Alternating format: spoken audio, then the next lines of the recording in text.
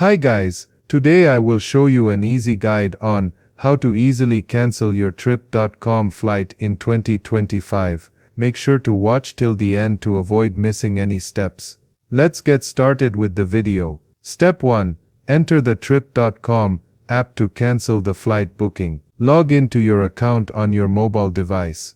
Step 2. Find the flight booking. Go to My Trips, then All Bookings, or go to Account, then All Bookings, on the trip.com app once logged in. Step 3. Request the trip.com flight cancellation. Click on Manage My Booking and tap the button Cancel Booking to cancel the flight booking. According to trip.com flight cancellation policy, canceling a flight will request a service fee and cancellation fee. Step 4. Confirm the trip.com flight cancellation. Check out the refund detail and confirm the processing fees associated with canceling the flight.